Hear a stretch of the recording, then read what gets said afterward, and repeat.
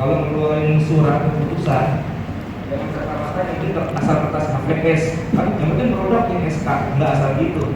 Mulai dipikirkan pakai kertas yang lebih bagus, yang lebih enak lihatnya orang gitu ya.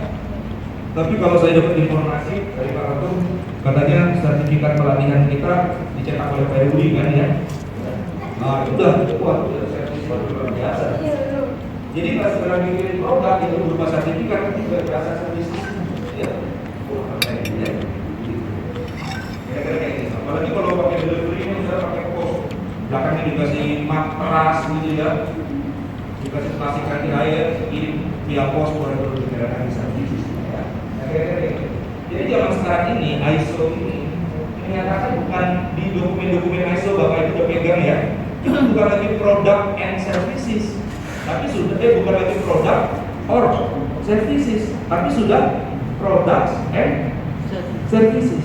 Ya. Dengan cara apa? Kepala bidang mengendalikan saya. 2. Dokumen pengendali operasi. Jalan 30 derajat ke ini sebanyak 2 meter, balik ke kanan. Nah, itu SOP-nya ya. Jadi tahu. Dan semua orang yang menuju ke sana oleh kepala bidang kita dikatakan begitu. Ini dikendalikan operasionalnya, tindakannya ya. Itulah makanya dari SOP. Itulah. Ayo. Nah, selain menjadi operasi, SOP juga menyusun hubungan operasional, sarkas dan waktu. Tapi mau izin kemarin setelah saya rapat dengan tim sebelah ya, tim sebelah sudah melakukan training ini dan mereka hari ini sudah membuat SOP-nya. Kemarin disepakati bahwa kompetensi personil jangan dimasukkan dulu di dalam SOP kita. Dan jangan waktu juga dimasukkan, tapi jangan terlalu mepet ceritanya, ya. Oke ya.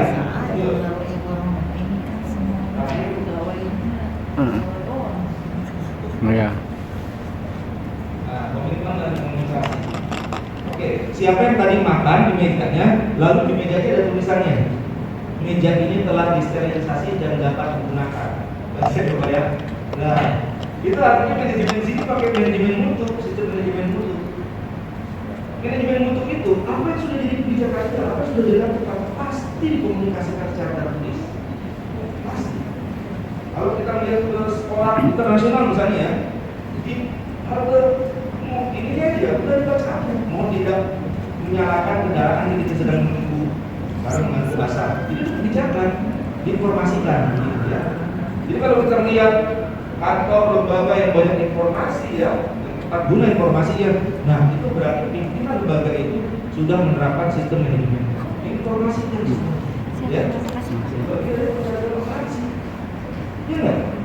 Kadang-kadang kita ini supaya tidak ada mobil yang nyalain, tidak ada mobil yang dinyalakan ketika nunggu di halaman sekolah, gitu kan ya? Karena mungkin pengap atau gimana gitu ya, ini dimatikan. Tapi gimana kalau kita nggak pakai sistem manajemen mutu? Apa yang kita lakukan kadang-kadang? Nyuruh satpam bener nggak? Kita begitu udah ini keluar dari posnya ke tempat satpam, kamu gimana sih? Kita harus tahu. Tapi jangan nyala dan seterusnya. Itu manajemen tradisional. Tidak ada komunikasi antara owner lembaga itu, kepala bidang atau kepala sekolah tersebut kepada customernya. Tidak ada komunikasi. Nah, cara komunikasinya ya itu tadi ya, dengan cara dibuat apa ya atau dibuat apa, itu baru manajemen. Ya, itu baru manajemen. Jadi kalau misalnya bapak dan ibu seorang pimpinan punya visi misi dan seterusnya, taruh di situ. Punya staf ahli, ya, punya staf pribadi, tulis di situ. Usulkan sesuatu yang sudah kamu pelajari. Usul hanya sesuatu yang sudah anda pelajari. Misalnya gitu ya. Jadi kalau kita tuh butuh apa? Ini komunikasi dari kita kepada staf kita. Cukup kita sekali ya. Nanti mereka akan bergerak tuh, ya, mereka akan bergerak.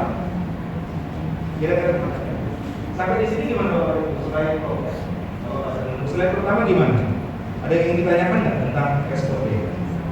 Habis ini kita akan lihat contoh SOP diagram hadirnya itu seperti apa sih, dan SOP PPK itu seperti apa sih?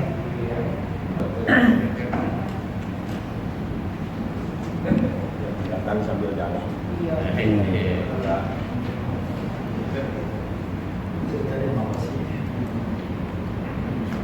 Udah wartawan.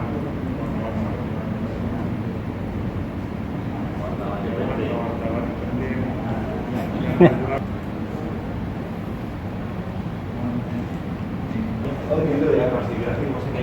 Oke. Ya siap.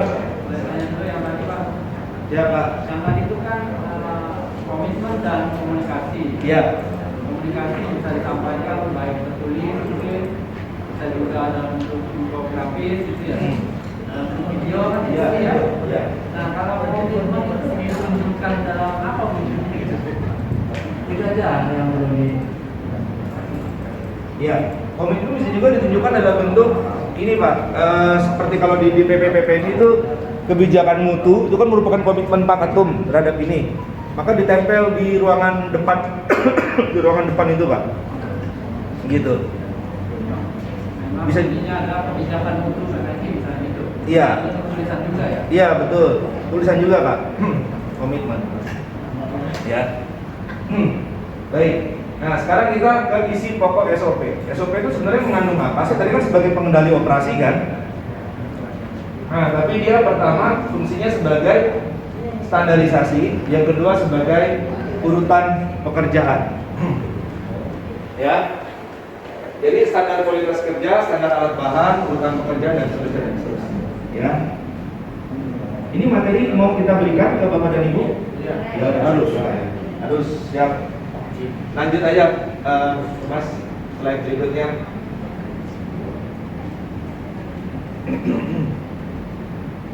Oke, ini contohnya ya. SOP security menyangkut tamu.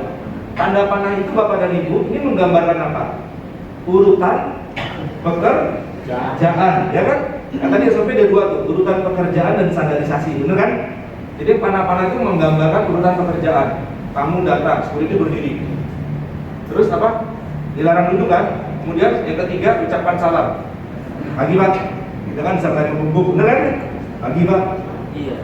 Ada yang bisa kami bantu Pak, Bu? Ini udah SOP nih, ya. Jadi pagi Pak, jangan nunggu tamu nanya dulu, Pak saya ingin jangan.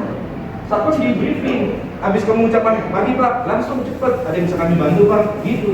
Jadi satu napas, gitu ya. Nah kemudian jawab keperluan kamu, kenali produk dan jadwal kantor. Jadi kalau bisa, security itu sudah di SOP kan, mengerti jadwal kantor. Ada meeting dengan siapa begitu. Jadi begitu tamu nanya, Pak, saya ingin ikut meeting KPI. Biasa Pak, ada jadwalnya. Gitu ya, enak. Saya ingin meeting ini, oh siapa, ada jadwalnya. Gitu, ya kan? Habis itu tindak lanjut kepada pihak terkait yang diperlukan. Kalau security nggak tahu, hanya tindak lanjut ke bagian dalam sekretariatan hanya dalam. Ya. Jadi yang pertama, SOP itu mengandung urutan pekerjaan. Yang kedua ada standar kualitas kerja ya. Kalau di sini standarnya apa? Ada dua tuh, standar penampilan security sama standar gestur dan kata. Standar penampilan tuh silakan topat, tampil dulu, masker dan seterusnya ya. Sedangkan standar gestur kata tuh senyum simetris. Pak, Pak, ada yang bisa kami bantu Pak? Ya, harus senyum dia ternyata ya. Ucapan terima kasih, badan sedikit membungkuk setelahnya. Oke? Itu aja. Dulu ini mah bicara dulu ya. Kalau sekarang udah enggak. Karena kalau udah jadi SOP ya. Nyatakan berapa lama pengolahan formulir itu jadi. Ditulis satu hari oleh kepala imigrasinya. Udah, semua staf penerimaan berkas itu satu hari jadi dia, ya. Ada buku terimanya, ya. Sehingga dia harus jadi dan seterusnya dan seterusnya. Kurang lebih seperti itu ya. Jadi ada standar pekerjaan nih. Bukan cuma urutan pekerjaan harus ini, besi ini tidak. Tapi juga harus disertai dengan standar pekerjaan. Oke ya? Oke. Ada yang ditanyakan nggak? Sambil kita dapat ini.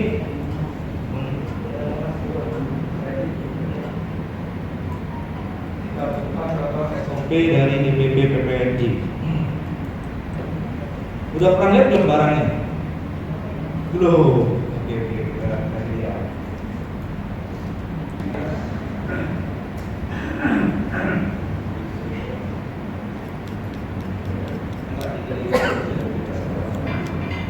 Oke, pertama ini namanya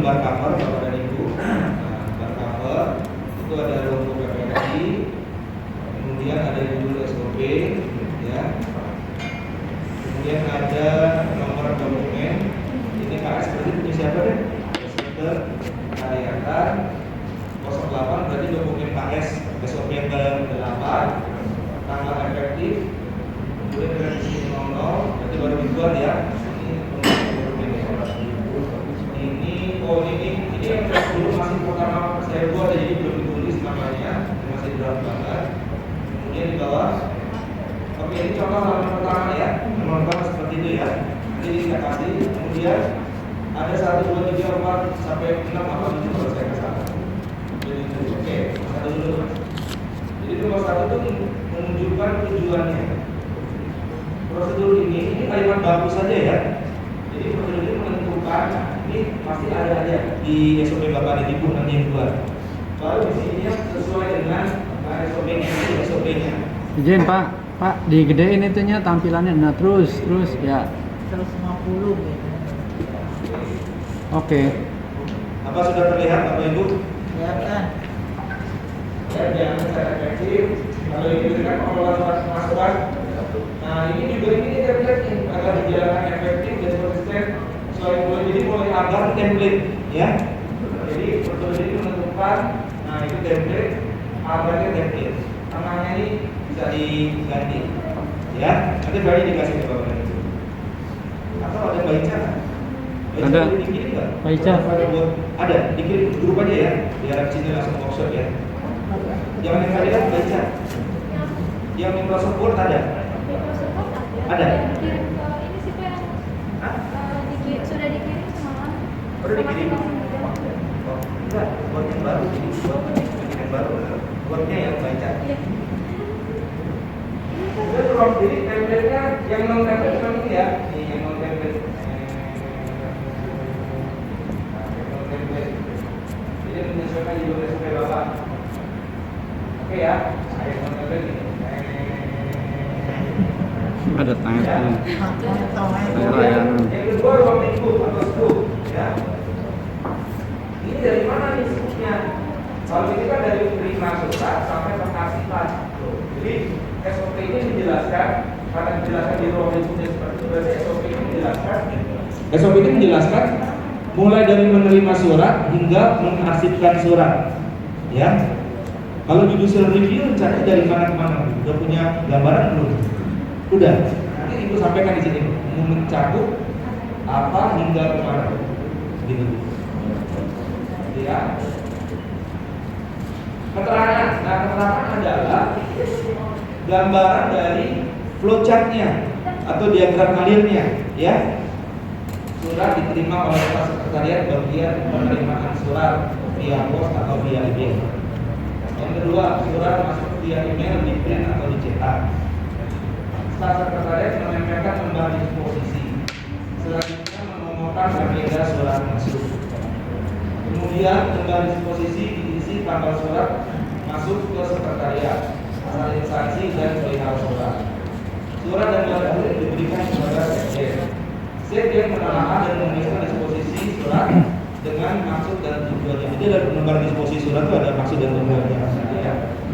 Kemudian sekjen memberikan surat yang telah didisposisi ke staf sekretariat untuk diproses isi disposisi tersebut. Surat masuk selesai diproses oleh staf kemudian diarsipkan. Selesai. Bayang? Urutan mungkin kayak tadi saya disuruh berangkat sini, sono, gitu ya diatur nih oleh keterangan nomor 3. Ya. Nomor 4 ya. Standar pekerjaan. Tidak terdapat kesalahan pemenuhan agenda surat masuk. Jadi standarnya surat itu adalah ini. Belum mencantumkan waktu, belum apa belum. Ya SOP-nya hanya menetapkan ini, nggak apa-apa, gitu ya. Jadi ini standar pekerjaannya. Tidak boleh ada kesalahan nomor agenda surat masuk. Tidak boleh. Dokumen pendukung. Nah, dokumen pendukung ini kan ada format disposisi. Nah, format disposisinya dikasih kode KS 020001. Ya. Jadi format ini gimana? Udah distandarisasi juga, nggak boleh bikin format disposisi baru. Ini berdasarkan format ini. Soalnya mereka udah buat, udah dinomorin ini KS 0001. Referensi. Nah ini menerapkan itu pakai apa? Kalau ternyata ada ini bab 5 pasal 20 dan ISO pengendalian produksi. Ya. Kemudian catatan perubahan. Karena yang baru berubah berarti 00 ya, Bapak dan Ibu ya. Kemudian tanggal efektifnya ditulis, musuhnya deskripsi perubahan adalah pembuatan. Jadi kalau perubahan kan masih membuat kan, jadi pembuat. Ya sekarang di catatan haknya. Nah catatan haknya nama organisasi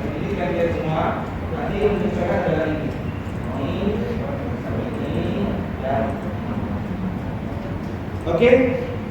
Sekarang diagram akhirnya.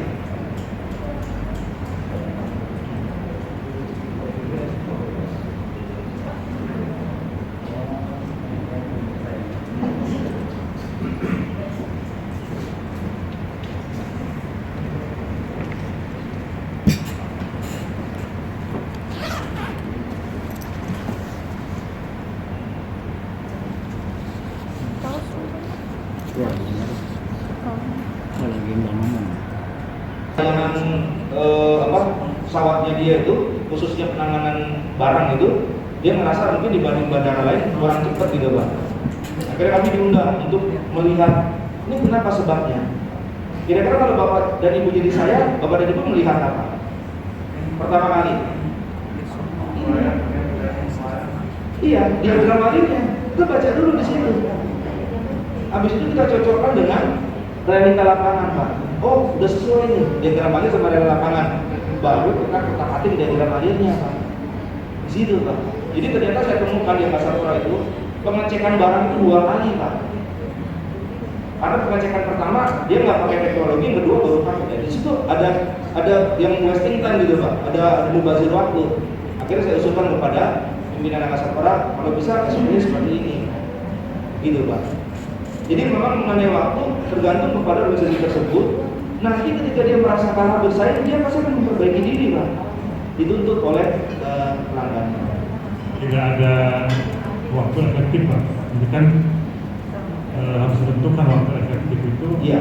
Jangan sampai berlama-lama. Misalnya Betul, Pak. harus cari sampai dia hanya 1 minggu, tapi 2 minggu. Iya. Apa? Nah kemarin Pak, Ketika definisi waktu penyelesaian tergantung kepada peran dan tidaknya tersebut. Dan kalau misalnya terhadap posisi juga bisa misalnya yang menangani itu harus 10 baru ke servis. Iya, iya. Baru bidang kan Lama, betul, Pak. Jadi waktu efektif itu bisa ditentukan sesuai dengan pelayanan prima. siap. Jadi ini waktu efektif sekali lagi kami kembalikan kepada pelaksana ini Pak ya. Mungkin bagi mereka ini 2 hari bisa selesai, bisa Pak. Bisa. Tapi yang Bapak Ibu kan kami bagikan tuh, yang saya bagikan Pak, yang SOP dari Kementerian Daya Gunaan Aparatur Negara Pak. Ada yang udah buka belum itu semalam? Udah ya? Itu ini banget, ribet banget. Tanda tangan disposisi kepada ini waktu 3 menit. Disposisi kepada ini waktu 3 menit. Disposisi kepada ini kemarin saya jadi contoh kasus di kelas sebelah Pak. Apa itu menjadi yang kita inginkan? Kan enggak. Jadi kalau saya mengusulkan ke BNPB, karena saya usulkan BNPB, saya usulkan Pak bisa nggak Pak disposisi dari titik di sini dibuat bagus 1 hari gitu. Jadi jangan per meja 3 menit. Kalau per meja 3 menit logika SOP berarti carakan nih Pak bawa surat kan Pak ya ke kepala subbagian nih, taruh ibu yang beri 3 menit, ya enggak? Harus selesai Pak, harus tanda tangan. Nanti dibawa lagi ke kepala bagian, tungguin 3 menit, harus selesai gitu. Jadi bawa ke kepala biro, ini baru bawa ke TK gitu Pak sebagai laporan. Iya, jadi menurut saya kadang-kadang mungkin maksudnya memang supaya cepat, tapi alangkah baiknya kalau di SOP ditulis maksimal 1 hari. Jadi 1 hari itu cara aja, taruh aja nanti mungkin kalau di Kasubag tersuruh diambil, nanti di kepala bagian jam 2, jadi di kepala biro jam 4 diambil, itu kan bisa ya. Diatur pola-pola semacam itu kan bisa. Nah, betul Pak. Iya betul Pak, yang lama kalau pejabatnya nggak ada betul Pak. Baik, kira-kira kayak gitu ya. Nah, siap. Siap. Dalam itu sangat difícil tidak mengenal lagi ya iya. Apakah termasuk di luar kerja, misalnya ibu dari satu pada perusahaan kecil, termasuk nanti termasuk apa ya lulusan dan harus segera misalnya SK dari itu juga itu harus ini apa itu ada klausul tertentu tidak terlaku bisa saja Pak.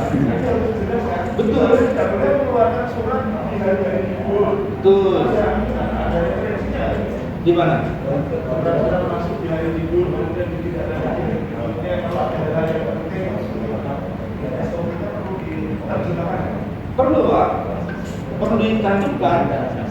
perlu diketerangan tadi Pak yang poin 3 itu tadi disampaikan ya Pak.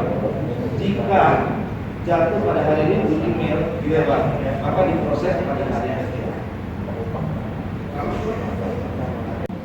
Terima kasih. Bismillahirrahmanirrahim. Assalamualaikum warahmatullahi wabarakatuh.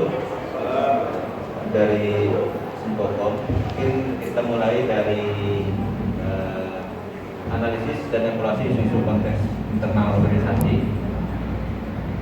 Di sini tentang faktor internal organisasi yaitu sumber daya terwujud, yaitu website keanggotaan, di mana isunya masalah keanggotaan mulai dari performa sistem yang mengalami perlambatan, coding proses dan maupun pelayanan baik bagi anggota maupun pengurus, terutama tim verifikator saat melakukan verifikasi SKP. Perlu adanya penambahan sistem setelah dilakukan analisis bagian versi di sistem SIMCA ini setelah dilakukan upaya oleh pengembang untuk memisahkan server. Berikutnya adalah adanya masalah gangguan server virtual account yang sekitar 300.000 masih callback. Yang berikutnya adalah server, adanya penurunan server setiap sistem BPP mengakibatkan adanya kegagalan dalam memberikan feedback alasan sistem pembayaran atau recovery account. Teknik supportnya dibutuhkan support teknik sistem untuk mendukung layanan. Perlunya adanya teknik support yang ahli untuk mendukung layanan. Dan di sini sasaran dan tujuan organisasi penilaian 3 karena ini sangat diperlukan. Dan totalnya 9, pakai itu 8 ya 8 dan di sini perlu dilakukan untuk perubahan. Sumber yang tidak terwujud, di sini ada perawatan untuk server ya, penempatan server yang aman, perlu adanya penyimpanan khusus backup sistem server keanggotaan PPM ini untuk tidak terjadi down. Kapabilitas fungsional dan pengembangan web, pengembangan user interface template di website, update perubahan updating versi dari sistem sistem SIMCA. Berikutnya adalah analisis untuk yang eksternal ya.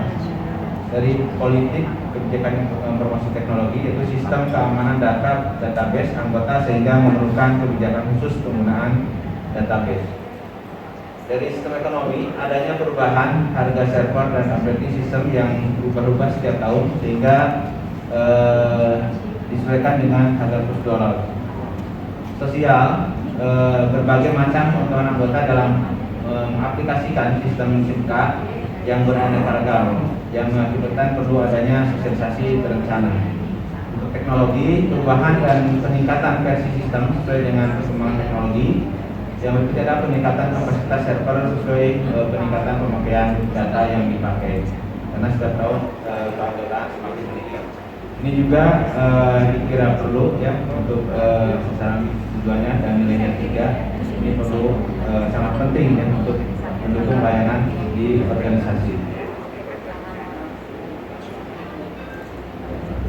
Ini sasaran mutunya, peningkatan layanan pendaftaran anggota, pembuatan aplikasi berbasis web untuk pendaftaran anggota. Sumber daya bukan adalah ahli sistem informasi dan teknologi. Case-nya itu bidang institusi Simpokom, waktunya Juni 2022. Metode evaluasi pencapaian sasaran itu adalah berjalannya pendaftaran anggota melalui aplikasi berbasis web. Progresnya kita 100%. Gitu ya. Ini analisis dan evaluasi harapan pihak berkepentingan. Ketua Umum, sistem informasi memenuhi kebutuhan seluruh anggota dan pengurus. Sistem terupdate secara reguler mengikuti perkembangan teknologi informasi. Informasi tersampaikan kepada stakeholder secara update dan akurat, teroperasi dan bisa diselesaikan maksimal 1 kali 24 jam. Perubahan harapannya manajemen mutu sistem informasi keanggotaan, adanya panduan dan maintenance. Untuk anggota, terfasilitasinya kebutuhan anggota melalui sistem informasi PPNI, kepuasan dari anggota menggunakan sistem informasi PPNI ini bisa berkuestionnaire. Untuk karyawan DPP, merekrutasi calon anggota sesuai dengan target. Lembaga anggota pusat dan komunikasi dan koordinasi dengan sistem informasi. adanya integrasi antara sistem PPNI dan pemerintah seperti KTKI, Kemendikbud, Dukcapil. Ya. Nah, ini ada mitra pengembang ya untuk penyediaan barang dan jasa, itu memfasilitasi sistem yang terupdate, penyedia jasa dan layanan server, memfasilitasi sistem server yang stabil, update dan minimal controller. Masyarakat, ya, terfasilitasinya sistem rekomendasi sebagai syarat legalitas perawat yang mendapatkan informasi yang akurat dan dari organisasi profesi. Ini untuk analisis evaluasi. Dan berikut untuk standar prosedurnya, pembuatan SIM keanggotaan. Nomor dokumen IK 010000 tanggal efektif 29 Januari 2022. Nomor revisi 02 bagian bidang institusi Pokok dibuat oleh Ketua Bidang Institusi Pokok Pak Roman Ajam, diperiksa oleh ini dan disetujui oleh Sahari. Nah, tujuan prosedur kerja. Prosedur ini menetapkan standar pembuatan SIM keanggotaan agar dijalankan secara efektif dan konsisten dalam rangka manajemen mutu pengolahan sistem keanggotaan DPP PPNI. Jadi ini yang biru ini perubahannya tadinya sistem aplikasi ya. Jadi dirubah menjadi sistem keanggotaan. Ruang lingkup prosedur kerja mencakup perencanaan hingga pengesahan sistem informasi keanggotaan. Yang ketiga, keterangan. Pertama, perencanaan sistem keanggotaan dibuat berdasarkan kebutuhan terhadap pendapatan perawat di seluruh Indonesia. Dalam hal menyusun daftar fitur dan skema database, provider senantiasa wajib berkonsultasi dengan Ketua DPP Bidang Sistem Infocom. Yang ketiga, simulasi sistem keanggotaan dilakukan setidaknya di depan Ketua Umum, Sekjen, Bendahara Umum, dan Ketua DPP Bidang Sistem Infocom. Yang keempat, review terhadap sistem keanggotaan yang sudah dibuat oleh provider hanya bisa diberikan melalui Ketua DPP Bidang Sistem Infocom. Standar pekerjaan sistem keanggotaan dapat diisi dengan mudah, cepat, akurat, dan handal serta teruji. Untuk referensi ISO 9001/2015 Klausal 8.51 pengendalian produksi dan penyediaan data. Catatan nomor revisi 1 01/25/2015 Roman Ajam penyusunnya, isi perubahan pembuatan prosedur kerja, dan direvisi 01 pada tanggal efektif 29/01/2022 penyusun Roman Ajam di deskripsi perubahan sistem aplikasi menjadi sistem keanggotaan. Itu aja, terima kasih. Assalamualaikum warahmatullahi wabarakatuh.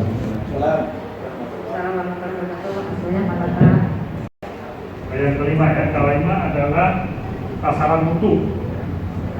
Sasaran mutu ini adalah tenaga ahli yang kompeten di bidang bahasa asing. Jadi ini sasaran mutu yang sangat diharapkan mungkin nanti diusulkan kepada Ketua Umum DPP adalah berbagai atau teman-teman kita perawat yang sudah mahir dalam berbagai bahasa.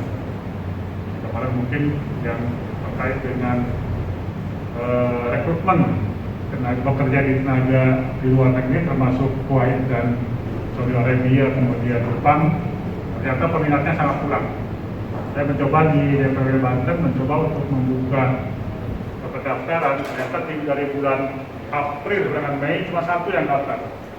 Itu pun kurang mempunyai kualifikasi yang lebih bagus, sehingga kita jadikan. Tapi mudah nanti untuk MOU ini dengan luar negeri banyak teman-teman kita yang pada dasarnya ingin bekerja di sana hanya kemampuan berbahasa.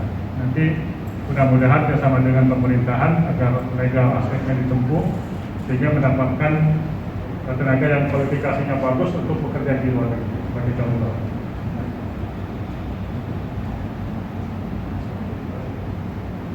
Permen kemarin yang permen 2 respon Bapak sampaikan adalah prosedur operasi SPOP atau SOP atau SPO gitu ya.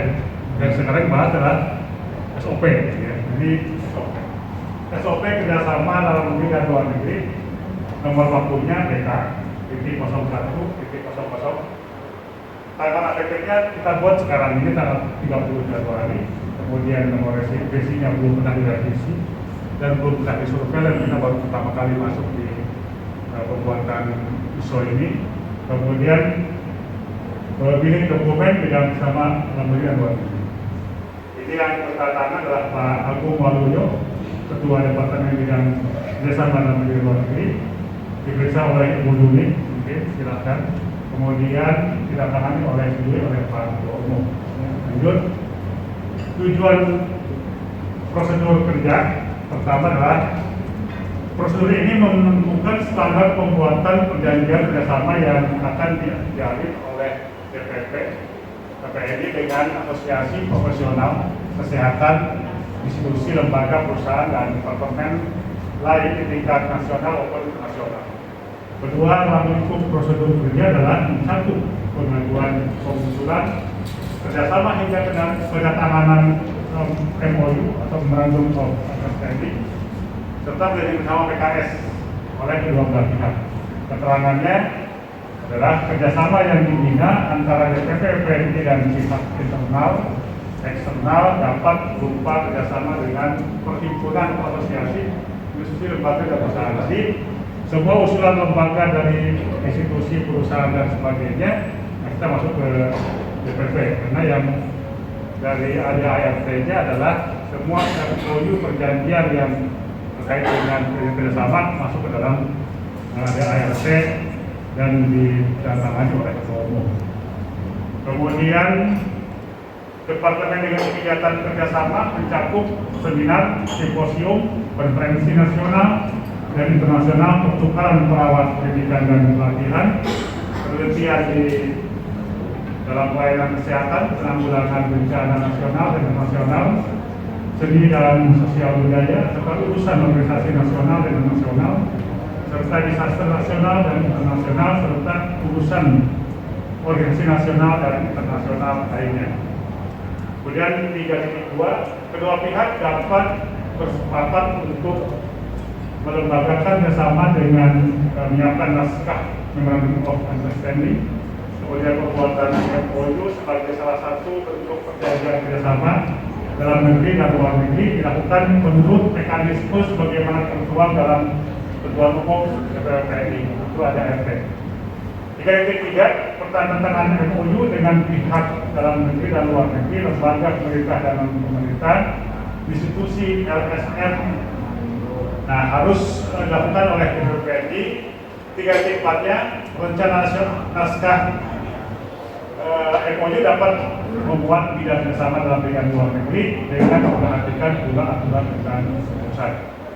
3.5, monitoring dan evaluasi disepakati belanja dengan pihak kementerian, lembaga, pemerintah dan non-pemerintah, diskusi LSM dilakukan dengan PPNI dan pihak eksternal yang melakukan kerjasama.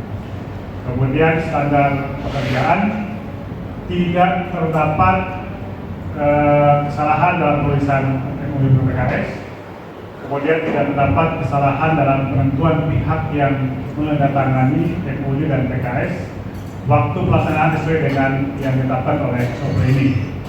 Nah, nanti kita lihat bagan untuk flowchartnya berapa waktu yang ditentukan. Kemudian dokumen pendukung panduan pelaksanaan kerjasama dalam negeri dan luar negeri. Kemudian pedoman mekanisme organisasi dan dalam negeri dan luar negeri itu sudah mempunyai pedoman ini. Kemudian referensinya anggaran dasar dan rumah tangga 10, pasal 44 dan pasal 45. Kemudian pedoman organisasi, disiplin organisasi, pedoman kerjasama PPNI. Nah, ini flowchartnya, Bapak Ibu sekalian.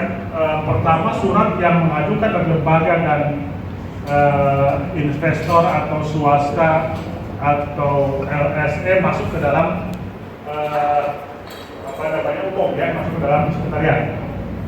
Di sini sekretariat berfungsi baik pengajuan melalui online ataupun offline, baik soft copy maupun hard copy. Tadi pada prinsipnya kalau saat ini lakukan dengan menggunakan online, jadi langsung ke websitenya atau di email ke DPP, kemudian dari DPP dibuka.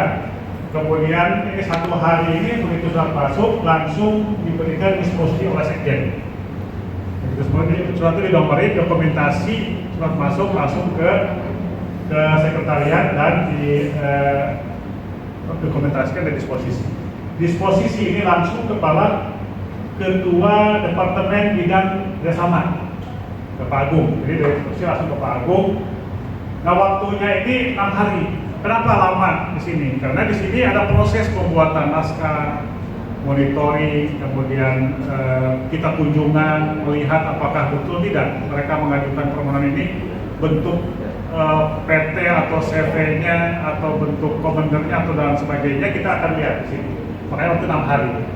Karena dibuat naskah antara MOU yang akan diperjanjikan dari mulai pasal 1 dan sebagainya sampai dengan ke evaluasi kita bentuk. Di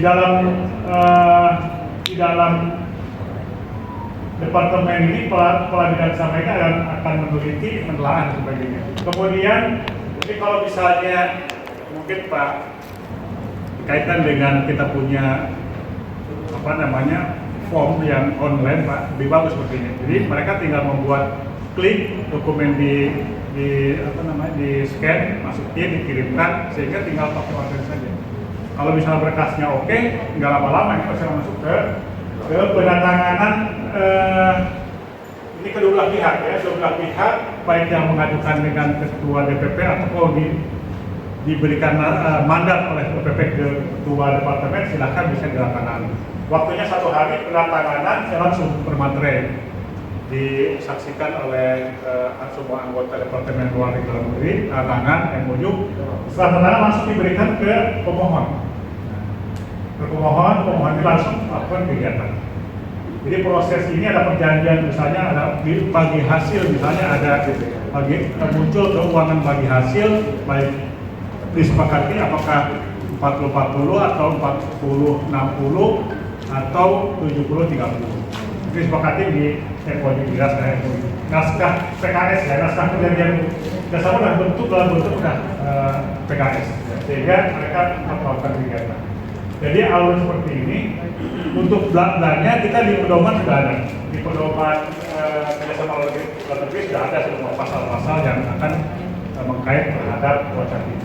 Itulah mungkin yang saya sampaikan pada kesempatan ini untuk kerjasama luar negeri sudah semuanya ready Pak. Mungkin tinggal bisa silakan dilihat manakala ada perubahan mungkin kita bisa berbagi. Terima kasih. Assalamualaikum warahmatullahi wabarakatuh. Waalaikumsalam. Terima kasih banyak Pak David, Pak Erik. Nanti mungkin ini Pak Boleh diskusi Bu itu. Iya. Boleh ada beberapa pertanyaan. Iya. Ya. Yang pertama apresiasi terhadap bidang kerjasama. Kerjasama ini dalam negeri dan luar negeri ya? Iya. Ya. Tadi saya melihat di poin berapa ya, di 3.4 itu apa ya?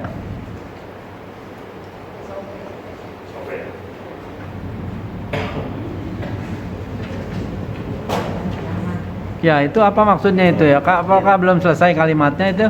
Rancangan naskah MOU dapat memuat bidang kerjasama dalam negeri dan luar negeri dengan memperhatikan pula aturan tentang pengurusan. Pengurusan apa itu maksudnya? Apakah masih ada kalimat lanjutannya atau apa maksudnya? Itu satu. Yang kedua Pak, flowchart ke bawah.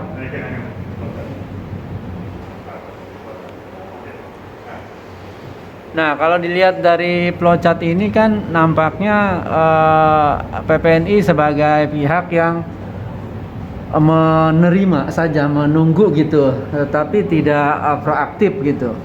Padahal kan mungkin kita memandang perlu kerjasama itu ketika urgensinya kita lihat, lah kemudian kita menginisiasi gitu. Kalau dalam flowchart ini kan sungguh-sungguh surat masuk gitu, artinya ada orang yang mengajak kerjasama, ada badan, lembaga, departemen dan sebagainya. Tapi kita tidak ada inisiatif untuk melakukan kerjasama ketika kebutuhannya nyata ada gitu. Nah itu seperti itu. Makasih. Baik. Sebetulnya kalau dalam pedoman organisasi Pak sudah kita buatkan. Kalau ada inisiasi dari DPP untuk bersama dengan pihak lain sudah ada. Karena di situ ada alur ya Pak, ada alur juga dari, kalau ini kan alur proses Pak, Lalu proses yang pada saat mereka mengajukan permohonan dari luar. Kalau di pedoman organisasi kita justru dari unsur mana-mana. Jadi saya membuat lem ini, panahnya bolak-balik, bolak-balik. Ini juga kalau misalnya dibuat bolak-balik bisa. Bahkan saat ini kan ini proses di dalam internal pada saat mereka mengajukan permohonan. Eksekusinya kita di sini. Makanya di bidang kerjasama itu kenapa kok lama 6 hari? Karena di situ ada evaluasi, Pak. Evaluasi kita dengan tim yang pemohon, evaluasi monitoring dengan tim pemohon, apakah mereka ini mengajukan berkas betul tidak, bergerak di bidang apa, sehingga dibuatkan naskah, draft naskah itu di situ. Datangan pelatihan ini kalau misalnya Pak Ketua Umum mendelegasikan langsung disposisi dan delegasian kewenangan kepada Ketua Departemen, itu otomatis eksekusinya ke Kepala Departemen dalam negeri. Jadi tidak kepanjangan, tidak balik lagi ke Ketua Umum, sehingga menambah ringan pekerjaan Ketua Umum gitu. Tapi dengan delegasian. Di ADART-nya adalah berbunyi demikian. Jadi MOU ini ditandatangani oleh Ketua Umum. Walaupun yang mengajukannya DPW, DPP, DPD, DPK, eksekusinya Ketua Umum. Jadi mandat ini diberikan kalau misalnya setelah Pak Ketua Umum memberikan mandat, silakan setelah teknis Anda kerjakan itu baru ditandatangani oleh DPW. Itu Pak Ketua. Izin Pak mungkin. Satu lagi ya? Menambahkan, Ya, Bu. tadi benar ya masukannya yang 34 mungkin perlu diperbaiki, ada tambahan sepertinya kurang lengkap itu kalimatnya. Terus yang selanjutnya adalah nama SOP-nya apa ya Pak kalau boleh tahu? SOP-nya namanya apa? Di covernya itu ada. SOP-nya apa? Boleh Di covernya. SOP-nya Halaman. SOP-nya apa? Karena mungkin sepertinya ini Pak Rohman ini harusnya lebih judulnya harusnya lebih implementing ya Pak. Kalau kerjasama dalam negeri dan luar negeri kan kita nggak ngerti ini SOP-nya apa. Kayaknya ini adalah tata laksana pengajuan kerjasama dari eksternal ya Pak ya, jadi cuma Kayaknya cuma itu. dari eksternal. Ya.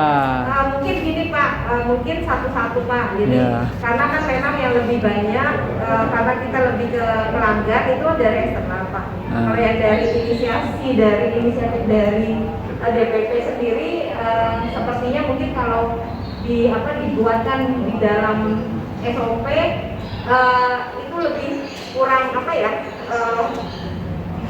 kurang terasa itu outputnya oleh pelanggan eksternal kita gitu ya Pak ya. Jadi sementara mungkin ini kali ya pemikiran dari teman-teman ini mungkin seperti itu ya. Tata laksana pengajuan kerjasama dari pihak eksternal dari pihak eksternal. Ya, kalau di judulnya ini cocok tuh isinya, termasuk flowchartnya itu. Gitu. Tapi Mungkin kalau baru tadi ini kali, Pak, karena ya. ini bidangnya kan baru. Ya, makanya saya di awal apresiasi terhadap Pak Jajak dan kawan-kawan. Beri aplaus. Terima kasih. Terima kasih, Pak Tuhan. Ya. Tadi saya sih nambahin